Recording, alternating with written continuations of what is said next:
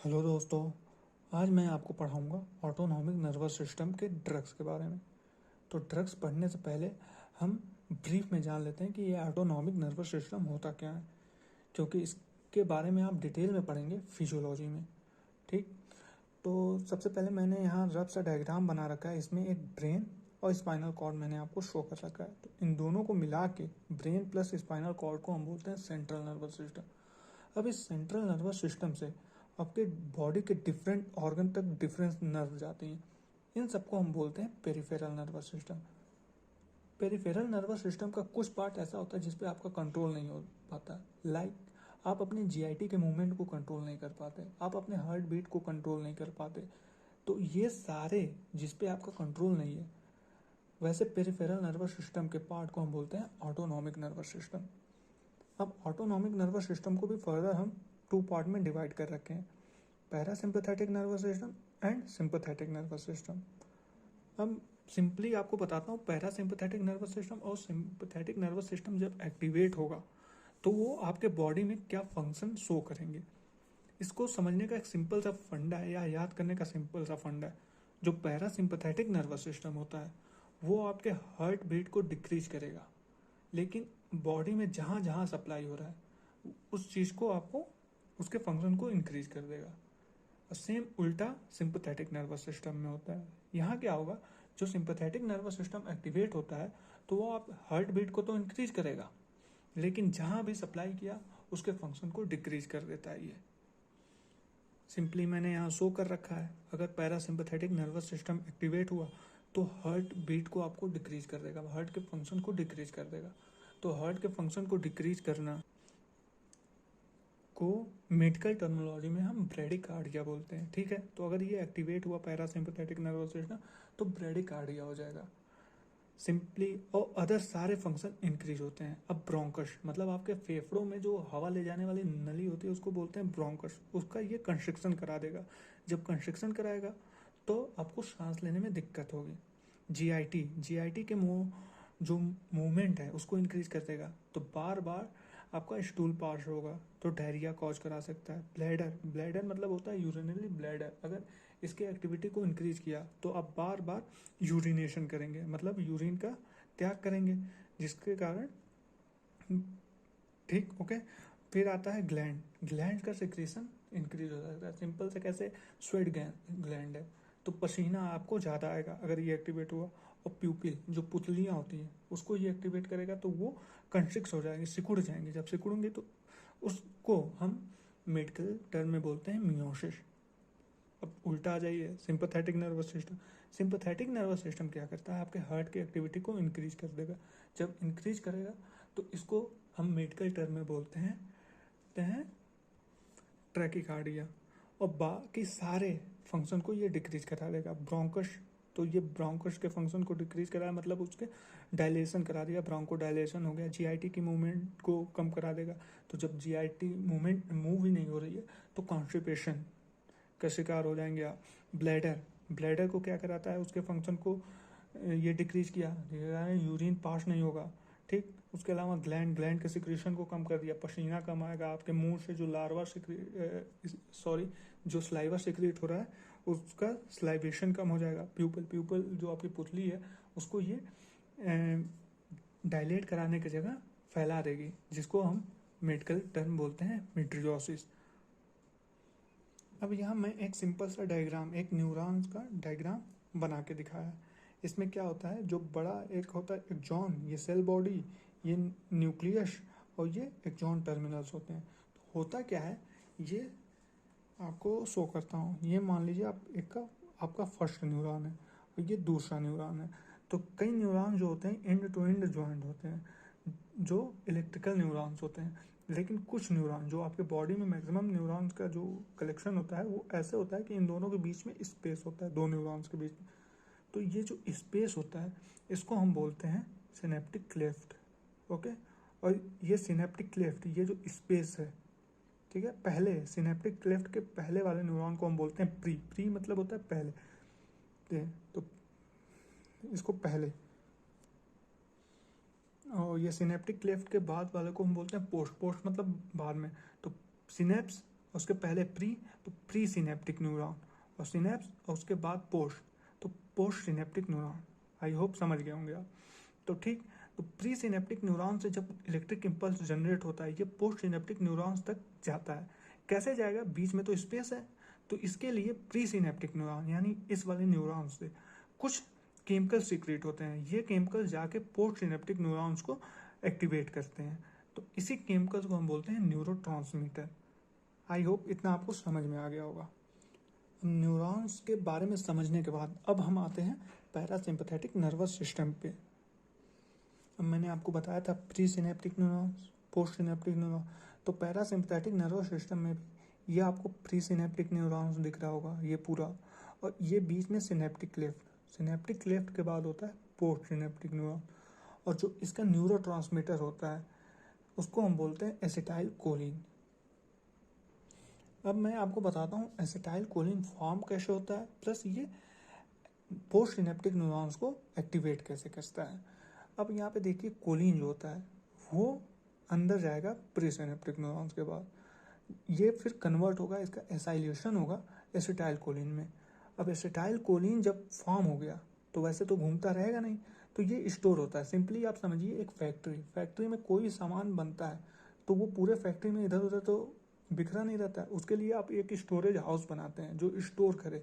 वैसे ही यहाँ पे स्टोरेज हाउस है से उसको बोलते हैं हम वेसाइकल। इस वेसाइकल में आके एसिटाइल कोलिन स्टोर हो गया, और जब ज़रूरत पड़ी तब ये एसिटाइल कोलिन मीन्स जो कभी भी ये एक्टिवेट हुआ प्री सिनेप्टिक न्यूरॉन, तो ये एसिटाइल कोलिन यहाँ से रिलीज हो जाएगा सिनेप्टिक क्लेफ्ट में। अब रिलीज होने के बाद ये क्या करेगा एसिटाइल कोलिन, जो पोस्ट सिनेप्टिक न्यूरॉन्स होते हैं इस पे एसिटाइल कोलिन के लिए डिफरेंट रिसेप्टर्स होते हैं, ये जाके इस रिसेप्टर से बाइंड कर जाएगा, और जब बाइंड किया तो ये पोस्ट सिनेप्टिक न्यूरॉन्स को एक्टिवेट कर देता है। सिंपली बाइंड होने के साथ साथ क्या होता है, जो एसिटाइल कोलिन होता है ये मेटाबोलाइज भी होता रहता है, मतलब ये टूटता रहता है। और किसके कारण टूटता है, उस एंजाइम को बोलते हैं एसिटाइल कोलिन एस्टरेज। सो आप कोई भी स्टिमुलस दिए, प्री सिनेप्टिक न्यूरॉन्स एक्टिवेट हुआ, एक्टिवेट होने के बाद एसिटाइल कोलिन रिलीज हुआ, रिलीज होने के बाद ये जो पोस्ट सिनेप्टिक न्यूरॉन्स है उसके रिसेप्टर पे बाइंड हुआ, इसको एक्टिवेट किया, साथ में ये मेटाबोलाइज होकर टूट भी जाता है। तो ये बहुत मिली सेकेंड में फंक्शन होता है, और जब सारे एसिटाइल कोलिन टूट जाएंगे, टूटने के बाद क्या होगा कि ये रिसेप्टर से हट जाएंगे धीरे धीरे, जिसके कारण फिर से पोस्ट सिनेप्टिक न्यूरॉन डीएक्टिवेट हो जाता है। अब हम पढ़ते हैं कि एसिटाइल कोलिन के जो रिसेप्टर्स होते हैं वो कितने टाइप के होते हैं। ये दो टाइप के होते हैं, nicotinic receptor and muscarinic receptor. अब निकोटिनिक रिसेप्टर जो होते हैं इसको भी हम फर्दर दो भाग में डिवाइड कर दिए, एनएन रिसेप्टर और एनएम रिसेप्टर। जो एनएन रिसेप्टर होता है वो आपके गैंग्लियन पे होता है, जो एनएम रिसेप्टर होता है वो न्यूरोमस्कुलर जंक्शन पे होता है। लाइक सपोज करिए ये मेरी हाथ की मसल्स है और ये आपका न्यूरॉन्स है, तो ये आके इस मसल से अटैच होगा, ठीक। तो इस जहाँ ये अटैच हुआ इस जंक्शन को हम बोलते हैं न्यूरोमस्कुलर जंक्शन, और यहीं पे एनएम रिसेप्टर प्रेजेंट होता है। ये रिसेप्टर बहुत इंपॉर्टेंट रिसेप्टर है, इसके बारे में एक चीज़ खास है कि ये क्या होता है ऑप्टिमम स्टिमुलस पे ही काम करता है। एक एग्जांपल से समझिए, सपोज करिए कोई छोटा बच्चा है, तो बोलते हैं उसको ज़्यादा भी डराइए मत और कम भी मत डराइए। अगर आप उसको कम डराएंगे तभी भी वो बिगड़ जाएगा, अगर बहुत ज़्यादा डराए तो उसके अंदर से डर ही समाप्त हो जाता है। तो आप उसको उतना ही डराइए कि वो हमेशा डरता रहे और अपना आपका काम करता रहे। सेम चीज़ यहाँ भी है, न्यूरोमस्कुलर जंक्शन जो एनएम रिसेप्टर है, अगर आप इसको ज़्यादा स्टिमुलेट कर दिए, जितना स्टिमुलस प्रोवाइड करना है उससे ज़्यादा स्टिमुलस प्रोवाइड कर दिए तभी भी ये डीएक्टिवेट हो जाएगा, और जितना स्टिमुलस आपको देना है उससे कम स्टिमुलस दिए तभी भी ये डीएक्टिवेट हो गया और अपना फंक्शन नहीं शो करता है।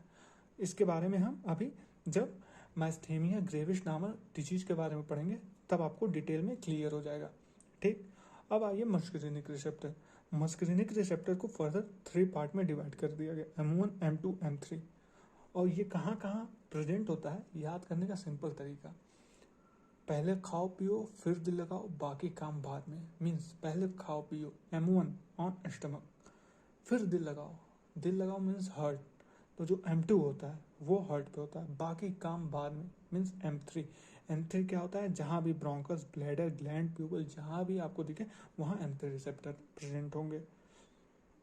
आई होप आपको इतना समझ में आ गया होगा कि एसिटाइल कोलिन कैसे फंक्शन करता है और एसिटाइल कोलिन के रिसेप्टर कहाँ कहाँ प्रेजेंट होते हैं। अब हम पढ़ते हैं जो drug sympathetic parasympathetic nervous system पे ड्रग जो एक्टिवेट होते हैं वो कितने टाइप के होते हैं।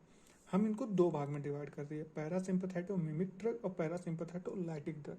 मिमिक मतलब होता है मिमिक्री करना, तो ऐसे ड्रग जो पैरासिम्पैथेटिक की तरह मिमिक करके मतलब पैरासिम्पैथेटिक के फंक्शन को इंक्रीज कर देते हैं, उसको हम बोलते हैं पैरासिम्पैथेटो मिमिक ड्रग। आप ये ड्रग दिए, पैरासिम्पैथेटिक का एक्शन आ गया।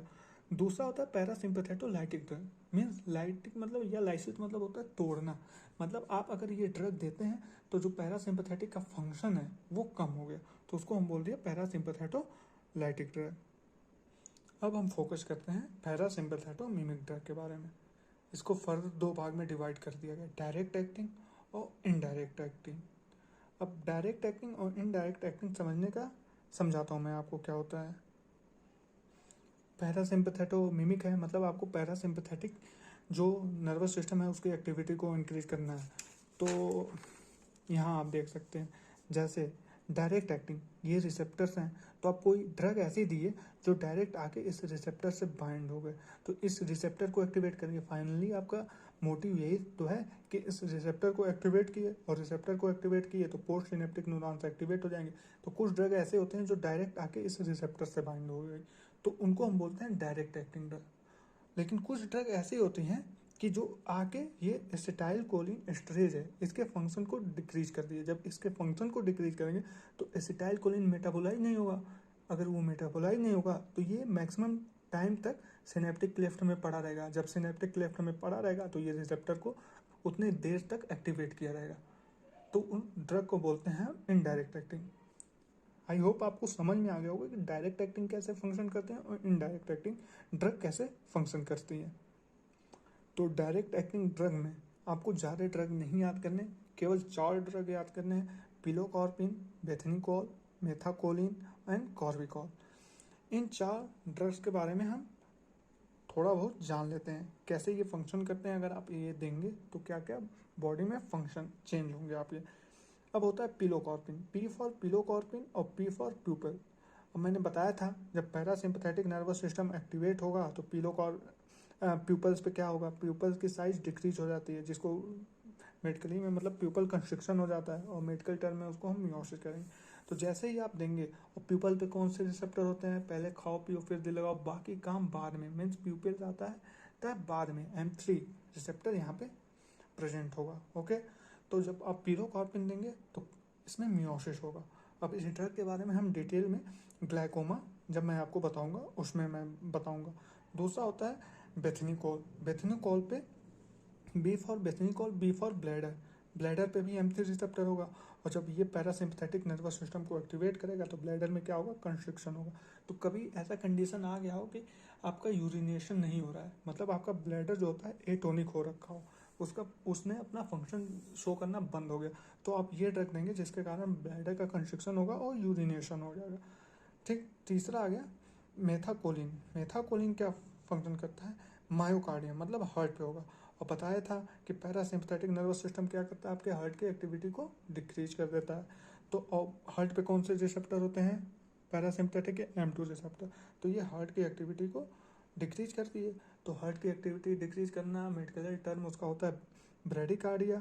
तो आपका कभी भी हार्ट रेट बढ़ रहा है, बढ़ गया हो, तो उस कंडीशन में आप मेथाकोलिन देंगे जिसके कारण हार्ट रेट फिर नॉर्मल आ जाएगा, मीन्स ये ट्रैकीकार्डिया में यूज होता है। तो डायरेक्ट एक्टिंग ड्रग इतने ही हैं, 4 ड्रग्स हैं इंपॉर्टेंट हैं जो आपको पढ़ने हैं। दूसरा आ जाइए इनडायरेक्ट एक्टिंग। इनडायरेक्ट एक्टिंग को भी फर्दर हम 2 भाग में डिवाइड कर दिए, रिवर्सिबल ड्रग और इरिवर्सिबल ड्रग। रिवर्सिबल ड्रग मतलब अगर आप उस कोई भी ड्रग दिए, उसके फंक्शन को आपको रिवर्स करना है, कोई साइड इफेक्ट हुआ तो आप उसके फंक्शन को चाहेंगे कि रिवर्स हो जाए, कि वो अपना काम करना बंद हो कर दे, उसको बोलते हैं हम रिवर्सिबल ड्रग। और इनरिवर्सिबल ड्रग एक बार देने के बाद आप उसके फंक्शन को सिंपली रिवर्स नहीं कर सकते, उसके लिए आपको रिवर्स करने में दिक्कत आएगी। ओके, तो इन रिवर्सिबल ड्रग हम क्लिनिकली यूज नहीं करते। क्यों? क्योंकि अगर कोई साइड इफेक्ट होगा तो आप उसको फंक्शन को रिवर्स नहीं कर पाएंगे, वो अपना मैक्सिमम साइड इफेक्ट शो करके चला जाएगा। रिवर्सिबल ड्रग हम क्लिनिकली यूज करते हैं। तो रिवर्सिबल ड्रग में भी दो भाग में डिवाइड कर दिया गया, lipid soluble drug and water soluble drug. Lipid soluble drug ऐसे ड्रग मतलब जो लिपिड को में सॉल्युबल है, डिजॉल्व हो जाए। अब लिपिड वाटर सॉल्युबल ड्रग मतलब ऐसे ड्रग जो वाटर में डिजॉल्व हो। तो इन ड्रग को पढ़ने का मतलब क्या है कि जो लिपिड सॉल्युबल, और डिवाइड करने का मतलब क्या है सिंपली कि lipid soluble and water soluble. तो सिंपली आपके जो बॉडी के जितने भी मेम्ब्रेन्स होते हैं, लाइक आप जो आपके जीआईटी मेम्ब्रेन्स है, आपका ब्रेन और की जो मेम्ब्रेन है, ब्लड ब्रेन बैरियर, ये सारे के सारे जो लिपिड से बनते हैं। सेल जो मेम्ब्रेन होती है मैक्सिमम पार्ट वो लिपिड से होता है। तो अगर आप लिपिड सॉल्युबल ड्रग देते हैं तो वो ईजिली क्या होगा, क्रॉस कर जाएगा इस मेम्ब्रेन को। मीन्स अगर आप कोई ड्रग खा रहे हैं, अगर वो लिपिड सॉल्युबल है तो वो आपके इंटेस्टाइन में गई, आपके मेम्ब्रेन को क्रॉस की, इंटेस्टाइन के मेम्ब्रेन को, और सिंपली आपके ब्लड स्ट्रीम में पहुंच गई। दूसरी बात, अगर आप ये ब्लड स्ट्रीम में है, ब्लड में आपके ड्रग पहुंच गई, ब्लड में पहुंचने के बाद ये आपके ब्रेन तक जा सकती है। क्यों? क्योंकि ब्लड ब्रेन बैरियर भी लिपिड से बना है, तो ये इसको भी क्रॉस करके ब्रेन में जाएगी। तो ये पेरिफेरी में तो फंक्शन शो ही करेगी जो लिपिड सॉल्युबल ड्रग है। साथ में आपके ब्रेन स्पाइनल कॉर्ड लेवल तक फंक्शन शो करेगी। साथ में ये आप ओरली प्रिस्क्राइब कर सकते हैं इस ड्रग को, कि ओरली दिए और वो बंदा खाया, जो जीआईटी मेम्ब्रेन को क्रॉस करके ब्लड में पहुंच गई। लेकिन वाटर सॉल्युबल ड्रग के साथ ऐसा नहीं है।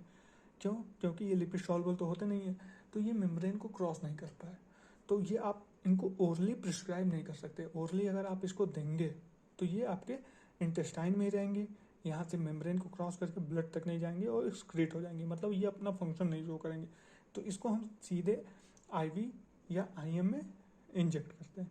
दूसरी बात, ये ब्लड ब्रेन बैरियर को भी क्रॉस नहीं करेंगे। तो ब्लड ब्रेन बैरियर को क्रॉस नहीं करेंगे तो ये सिर्फ पेरिफेरी में आपके फंक्शन शो करेंगे, लेकिन ब्रेन और स्पाइनल कॉर्ड के लेवल तक फंक्शन नहीं शो करेंगी। अब आ जाइए लिपिड सॉल्युबल ड्रग के बारे में हम पढ़ते हैं कौन कौन सी ड्रग होती हैं। सबसे पहले ड्रग होती है फाइसोहिस्टिकमिन। अब इसको ये क्या है, पैरासिम्पैथेटोमिमिक ड्रग है, उसमें भी आपका इनडायरेक्ट एक्टिंग ड्रग है, मतलब स्टाइल कोलिन एस्टरेज को ये इनहिबिट करेगी। साथ में ये लिपिड सॉल्युबल है। अब लिपिड सॉल्युबल होने के कारण ये GIT people blood brain barrier को क्रॉस कर जाएगी। ठीक है, तो ये आपके पेरिफेरी में तो फंक्शन शो ही करेगी, साथ में आपके ब्रेन सेंट्रल नर्वस सिस्टम के लेवल तक भी फंक्शन शो करेगी। अब टीचर का एक फेवरेट क्वेश्चन होता है कि अगर आप किसी को एट्रोपिन दिए हैं और एट्रोपिन पॉइजनिंग हो गई, मतलब आप हाई डोज दे दिए एट्रोपिन की, तो उस कंडीशन में आप उसको कैसे कंट्रोल करेंगे या एट्रोपिन की पॉइजनिंग को कैसे आप ब्रेक करेंगे। तो आप सबसे पहले हम पढ़ते हैं कि एट्रोपिन करता क्या है। एट्रोपिन सिंपली होता क्या है कि ये सेलेक्टिव मस्कुलिनिक रिसेप्टर ब्लॉकर होता है। लाइक एक मिनट, ये जैसे आप देख रहे हैं सेलेक्टिव मस्कुलिनिक, एसिटिलकोलिन के दो रिसेप्टर है, निकोटिनिक और मस्कुलिनिक। तो एट्रोपिन क्या होता है, ये जो मस्कुलिनिक रिसेप्टर है इन्हीं को ब्लॉक कर देता है, इसको नहीं ब्लॉक करेगा। तो M1 आपका स्टमक पे है तो इसको ब्लॉक किया, जिसके कारण HCl, ये HCl का सिक्रेशन कराता है। M1 एक्टिवेट होगा तो HCl का सिक्रेशन कम होगा, हार्ट के फंक्शन को डिक्रीज करता है पैरासिम्पैथेटिक। तो M2 जब एक्टिवेट होगा तो हार्ट का मतलब जो कम वो एक्टिवेट हो रहा था, हार्ट मीन्स ब्रेडिकार्डिया करा दे रहा था।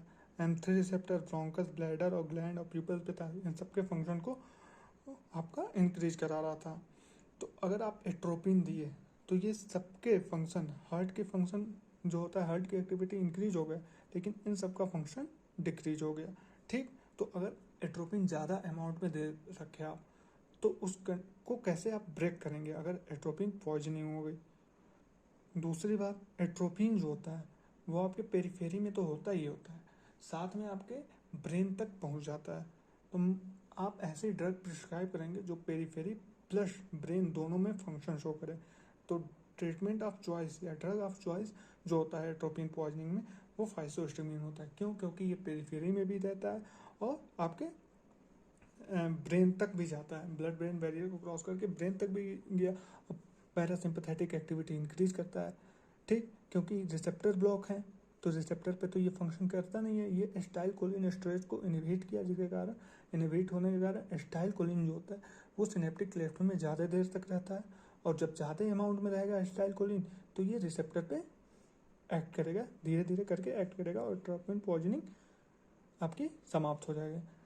ठीक, दूसरा क्वेश्चन होता है टीचरों का फेवरेट, जो फाइसोस्टिग्मीन होता है वो आप डिमेंशिया या एल्जाइमर, दोनों सेम थिंग है, में दे सकते हैं कि नहीं। सबसे पहले समझते हैं डिमेंशिया होती क्या है। नॉर्मली होता क्या है, ब्रेन जो होता है आपका, ये ब्रेन में एक स्पेशल न्यूक्लियस होता है जिसको बेसल न्यूक्लियस आप माइंटर कहते हैं। ये आपके मेमोरी के लिए रिस्पॉन्सिबल होता है। इसमें मेनली एसिटाइल कोलिन भरा होता है। ठीक, लेकिन जैसे जैसे आदमी बुढ़ा होता है, मतलब एडवांसिंग एज में, जैसे जैसे उसकी एज बढ़ती जाती है, उस कंडीशन में क्या होता है, इसके अंदर से एसिटाइल कोलिन जो होता है धीरे धीरे समाप्त होने लगता है, जिसके कारण वो भूलने की बीमारी होती है। आप कई ऐसे ओल्ड एज पीपल को देखे होंगे जो धीरे धीरे उनकी मेमोरी लॉस होती है। इस कंडीशन को हम बोलते हैं डिमेंशिया या एल्जाइमर। तो इस कंडीशन को हम कैसे इम्प्रूव कर सकते हैं? सिंपली आप करना क्या है कि इसमें इस न्यूक्लियस में एसिटाइल कोलिन का अमाउंट इंक्रीज करना है। ठीक, तो आप ऐसे ड्रग देंगे जो ब्लड ब्रेन बैरियर को क्रॉस कर जाए, एसिटाइल कोलिन के अमाउंट को इंक्रीज कर दे। तो आप फाइसोस्टिग्मीन ब्लड ब्रेन बैरियर को क्रॉस करती है, साथ में ये एसिटाइल कोलिन को भी इंक्रीज करेगी, तो आप ये प्रिस्क्राइब कर सकते हैं। ठीक है, प्रिस्क्राइब तो कर देंगे, लेकिन साथ में ये क्या है कि ये पेरिफेरी में भी तो होगी। जब पेरिफेरी में हुई तो पेरिफेरी में भी तो M1 M2 M3 रिसेप्टर है, इनको भी एक्टिवेट करेगी। जब इनको एक्टिवेट करेगी तो आप ब्रेन, मतलब एल्जाइमर को सही करने के लिए ये ड्रग दिए थे, साथ में आपको साइड इफेक्ट मिलने लगे। लाइक अगर M1 को एक्टिवेट कर दी तो एसिया का सिक्रेशन बढ़ गया, एसिडिटी हो गई।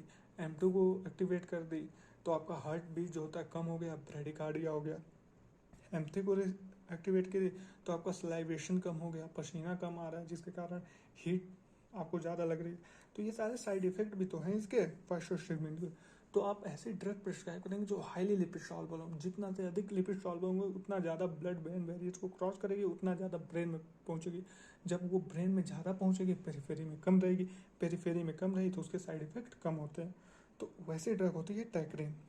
ठीक, तो एल्जाइमर के केस में ट्रैक्रीन पहले के ज़माने में ड्रग ऑफ चॉइस हुआ करती थी, मतलब हम ट्रैक्रीन देते थे एल्जाइमर और सिम्टम्स इम्प्रूव हो जाते थे। लेकिन इसके साइड इफेक्ट भी थे, अपने साइड इफेक्ट ट्रैक्रीन के।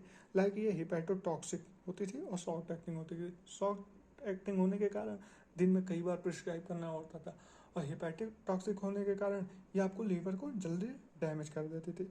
तो बार बार आपको लीवर की जांच करानी पड़ती थी। ठीक, तो आजकल मार्केट में न्यू ड्रग आ गई हैं जो लाइक टेक्रीन हाईली लिपिड सॉल्युबल है, means maximum blood brain barrier को क्रॉस करेंगी, और क्रॉस करने के साथ साथ ये ना तो हिपैटोटॉक्सिक होती है ना शॉर्ट एक्टिंग होती है। मतलब दिन में आपको एक ड्रग देनी है और वो उसके बंदे के सिम्टम्स इंप्रूव हो जाएंगे। ठीक, वो ड्रग होती हैं डोनपेजाइल, रिवास्टामिन एंड ग्लैंटामिन। तो आज के ज़माने में यही ड्रग ऑफ चॉइस है एल्जाइमर के केस में। सो लिपिड सॉल्युबल में आपको फाइसोस्टिग्मीन, ट्रैक्रीन, डोलपेजाइल, रिवास्टामिन एंड ग्लैंटामिन, ये सारे ड्रग के बारे में थोड़ा बहुत मैंने आपको बता दिया। ओके, अब हम पढ़ेंगे वाटर सॉल्युबल ड्रग। अब वाटर सॉल्युबल ड्रग के बारे में 3 ड्रग देखिए, नियोस्टिग्मीन, पेराइडोस्टिग्मीन और इंड्रोफोनियम। अब इसमें जो पेराइडोस्टिग्मीन होता है ये लॉन्ग एक्टिंग, मतलब इसका जो टी ऑफ होता है वो लंबा होता है और ये ज़्यादा टाइम तक आपके शरीर में रहती है, ज़्यादा देर तक फंक्शन शो करेगी। लेकिन जो इंड्रोफोनियम होता है इसका टी ऑफ जो होता है 10 मिनट, मतलब ये 10 मिनट तक ही फंक्शन शो करेगी जब आप देंगे। ठीक, तो इसके लिए हम इंड्रोफोनियम एक टेस्ट होता है जो अभी हम कुछ देर में जानेंगे कि होता क्या है, किस लिए करते हैं। अब माइस्थेमिया ग्रेविस, टीचर का फेवरेट क्वेश्चन होता है। माइस्थेमिया ग्रेविस आपके पेपर में बहुत टाइम पूछा जाता है। माइस्थेमिया ग्रेविस सिंपली होता क्या है, मैंने आपको अभी कुछ देर पहले न्यूरोमस्कुलर जंक्शन के बारे में बताया था। लाइक ये आपके ये हैंड की मसल्स हैं और ये आपका नर्वस जो न्यूरॉन्स है वो ज्वाइंट हुआ, इन दोनों के बीच की न्यूरोमस्कुलर जंक्शन होता है। तो आपके शरीर में ऑटो जो एंटीबॉडी होती है वो फॉर्म हो जाती है न्यूरोमस्कुलर जंक्शन के, ऑटो इम्यून एंटीबॉडी अपने आप फॉर्म हो गई एनएम रिसेप्टर। जब ये एंटीबॉडी फॉर्म हो गई तो ये जाके आपके न्यूरोमस्कुलर जंक्शन पे अटैक कर देती है और उसको धीरे धीरे समाप्त कर देती हैं, जिसके कारण आपका जो मसल्स होती हैं वो वीक हो जाती हैं, क्योंकि वो न्यूरॉन्स से स्टिमुलस मसल तक जाएगा नहीं, और जब वो जाएगा नहीं तो आपका मसल जो होते हैं फंक्शन शो नहीं करती है। ठीक, दूसरा एक कंडीशन होता है कोलिनर्जिक क्राइसिस। मैंने आपको कुछ देर पहले बताया था जो एनएम रिसेप्टर होता है वो ऑप्टिमम स्टिमुलस पे ही काम करता है। आप ज़्यादा स्टिमुलस अगर इसको प्रोवाइड करा दिए तो ये फंक्शन नहीं शो करेगा। तो कोलिनर्जिक क्राइसिस कंडीशन होती है जिसमें ये जो एनएम रिसेप्टर होते हैं वो ज़्यादा एक्टिवेट हो गए तो ये फंक्शन नहीं शो करेंगे, तभी भी आपके मसल्स वीक हो गए। अब आपके पास कोई पेशेंट आया तो वो तो आपके पास ये कंप्लेन लेके आएगा ना कि मेरी जो मसल्स वीकनेस है, वो तो ये कहेगा नहीं कि मुझे माइस्थेमिया ग्रेविस है या कोलिनर्जिक क्राइसिस है, वो तो आपको डिफ्रेंशिएट करना है। तो आप उस कंडीशन में क्या करेंगे, एंडोफोनियम टेस्ट करेंगे। ठीक, आप क्या किए, एंडोफोनियम लिए, ये तो वाटर सॉल्युबल है तो आप माउथ के थ्रू या ओरल रूट से तो इसको दे नहीं सकते, तो आप आईवी में या आईएम में ही ये सारे ड्रग को देंगे। अब एंडोफोनियम उनके पेशेंट के अंदर इंजेक्ट किए। अब सपोज करिए कि उसको कोलिनर्जिक क्राइसिस है, मीन्स एनएम रिसेप्टर ज़्यादा एक्टिवेट हो गया, आप एंडोफोनियम दिए, एंडोफोनियम देने के बाद एनएम रिसेप्टर और एक्टिवेट हो गया, तो जो कंडीशन है वो आपकी और बिगड़ गई और मसल वीकनेस हो गई। लेकिन अगर वही माइस्थेमिया ग्रेविस है, मीन्स एंटीबॉडी फॉर्म हो रखती है, कम एक्टिवेट हो रखे हैं एनएम रिसेप्टर, आप एनएम रिसेप्टर आप एंडोफोनियम दिए, ये जाके आपके एनएम रिसेप्टर को एक्टिवेट किए और उसकी मसल वीकनेस गायब हो गई। तो एंडोफोनियम देने के बाद आपको पता चल जाएगा कि ये कंडीशन कोलिनर्जिक क्राइसिस की है कि माइस्थेमिया ग्रेविस की है। इसे वो कहते हैं एंडोफोनियम टेस्ट। तो आप अगर पता चल गया कि माइस्थेमिया ग्रेविस है तो उसके ट्रीटमेंट के लिए आप या तो नियोस्टेटमिन या पेराइडोस्टेमिन ड्रग दे सकते हैं। ठीक, लेकिन यहाँ एक मेन दिक्कत है। क्या दिक्कत होती है कि आप जो नियोस्टेटमिन है या पेराइडोस्टेमिन ये आप दिए, लॉन्ग एक्टिंग है या आप दिए, तो ये साथ में सिर्फ एनएम रिसेप्टर को तो एक्टिवेट करेंगे नहीं, साथ में ये M1, M2, M3 रिसेप्टर को भी एक्टिवेट किए। जब इनको एक्टिवेट किए तो साइड इफेक्ट शो हो गया, मीन्स आप उस फंक्शन को तो इंक्रीज करना नहीं चाहते थे M1, M2, M3 के, वो भी तो साथ में एक्टिवेट हो गए। तो पेशेंट का साइड इफेक्ट हो गया, लाइक M1 स्टिमुलेट हुआ, ज़्यादा एसिड सिक्रेशन होगा आपके स्टमक में, जिसके कारण एसिडिटी हो गई। M2 को एक्टिवेट कर दिया जाके ये, तो आपके हार्ट रेट कम हो गई, ब्रेडिकार्डिया हो गया। M3 को एक्टिवेट कर दिया तो ब्रोंकस कंस्ट्रक्शन हो गया, ब्लैडर कंस्ट्रक्शन हो गया, ग्लैंड से सिक्रीशन ज़्यादा एक्टिवेट हो गया, मतलब पसीने आ रहे हैं, स्लाइवेशन हो रहा है, साथ में प्यूपल यानी प्यूपल का कंस्ट्रक्शन हो गया, यानी मियोसिस हो गया। तो ये सारे साइड इफ़ेक्ट भी साथ में आ गए। तो इन साइड इफ़ेक्ट को रोकेंगे कैसे? अभी कुछ देर पहले मैंने आपको बताया एट्रोपिन जो होता है सेलेक्टिव मस्कुलिनिक रिसेप्टर ब्लॉकर होता है, सिर्फ मस्कुलिनिक रिसेप्टर को ही ब्लॉक करेगा, एनएम रिसेप्टर या एनएन रिसेप्टर को नहीं ब्लॉक करता है। तो इन ड्रग्स के साथ साथ हम एट्रोपिन भी साथ में देते हैं पेशेंट को, ताकि ये ड्रग एनएम रिसेप्टर को एक्टिवेट करें और उधर जो M1, M2, M3 है वो एट्रोपिन ने ब्लॉक कर रखा है, तो आपकी जो मसल वीकनेस है वो भी सही होगी, साथ में कोई साइड इफेक्ट नहीं होगा। तो ट्रीटमेंट आप चॉइस माइस्थेमिया ग्रेविस के में क्या होता है, नियोस्टेटमिन या पेराइडोस्टेटमिन प्लस साथ में एट्रोपिन आप प्रिस्क्राइब करते हैं पेशेंट को। तो मैंने आपको वाटर सॉल्युबल ड्रग के बारे में बता दिया, नियोस्टेटमिन, पेराइडोस्टेटमिन और एंड्रोफोनियम। ठीक, अब हम पढ़ेंगे इनरिवर्सिबल ड्रग के बारे में। अब कुछ देर पहले मैंने बताया था इनरिवर्सिबल जो ड्रग होते हैं वो आप इनके फंक्शन को रिवर्स नहीं कर सकते अगर इसकी पॉइजनिंग हो गई, सो हम इसको क्लिनिकली यूज नहीं करते। तो बड़ी समस्या, आप पूछोगे जब क्लिनिकली यूज नहीं कर सकते तो इसको हम पढ़ें क्यों? सिंपल सी बात है कि आप क्लिनिकली मतलब पेशेंट के ऊपर यूज नहीं कर सकते, आप किसी को प्रिस्क्राइब नहीं करते, लेकिन जो इंसेक्टिसाइड्स होते हैं, मतलब खेतों में जो खाद छिड़कते हैं, वहाँ पे ये ड्रग धड़ल्ले से यूज होती हैं। अब ये दो भाग होते हैं, ऑर्गेनोफॉस्फेटे और कार्बामेट, दो पार्ट होते हैं इनके। ठीक, तो ये जो जो क्रॉप फील्ड होते हैं वहाँ पे खाद के तौर पे ऑर्गेनोफॉस्फेटे तो बहुत ज़्यादा यूज होती है। ठीक, तो यूज होने के साथ साथ ये बहुत ही हाईली लिपिड सॉल्युबल होते हैं, इतने लिपिड सॉल्युबल होते हैं कि अगर आपके स्किन के कांटेक्ट में ज़्यादा देर तक रह जाए तो आपकी स्किन भी तो फास्फोलिपिड से ही बनी हुई है, लिपिड मेम्ब्रेन है, ये लिपिड सॉल्युबल होते हैं और ईजिली वहाँ से एब्जॉर्ब होकर आपके ब्लड स्ट्रीम में आ गए। ब्लड स्ट्रीम में आ गए तो आपको पता है ऑर्गेनोफॉस्फेटेज पॉइजनिंग है, तो उसको कैसे ट्रीट करेंगे आप। ब्लड में आने के बाद हाईली लिपिड सॉल्युबल है, ब्लड में आने के बाद ये करते क्या है, M1 को बार बार मैं आपको बोल रहा हूँ, M1 M2 M3 को एक्टिवेट कर दिए, साथ में आपके जो NM रिसेप्टर हैं उसको एक्टिवेट कर दिए, NM को एक्टिवेट किए तो मसल्स वीकनेस हो जाएगी, M1 को एक्टिवेट किए तो HCl का सिक्रेशन स्टमक में इंक्रीज होगा, M2 को एक्टिवेट किए तो हार्ट रेट और BP दोनों डिक्रीज हो गई, क्योंकि हार्ट रेट डिक्रीज होता है तो BP ऑटोमेटिकली डिक्रीज हो जाएगी। M3 को एक्टिवेट किए तो मियोसिस मतलब आपके जो प्यूपिल है उसका कंस्ट्रक्शन हो जाएगा, ठीक है। साथ में आपके GIT के मूवमेंट को इंक्रीज किए तो डायरिया हो जाएगा, सिक्रेशन ऑफ ग्लैंड इसको भी इंक्रीज कर रहे हैं, तो ये सारे साइड इफेक्ट होते हैं। तो कोई पेशेंट अगर आपके पास आया अनकॉन्शियस होके और आप उसके जो केयर टेकर है आपको हिस्ट्री दिए कि ये खेतों में खाद छिड़क रहे थे, साथ में आप एग्जामिन किए तो उसके पैरों में या हाथों पे धूल लगी हुई है, कचड़े लगे हुए हैं, तो आपको लग जाएगा कि हाँ ये फार्मर है और फार्मर खेत में खाद छिड़क रहा होगा, तो हो सकता है कि ऑर्गेनोफॉस्फेटेज पॉइजनिंग हो गई हो। साथ में आप उसका एग्जामिन करेंगे जो उसके प्यूपिल को देखेंगे तो पिन पॉइंट प्यूपिल कैरेक्टरिस्टिक होती है ऑर्गेनोफॉस्फेटेज पॉइजनिंग की, जो प्यूपिल होती है एकदम पिन लाइक, इतनी वो सिकुड़ जाएगी कि लगेगा आपको कि पिन पॉइंट प्यूपिल है, ठीक।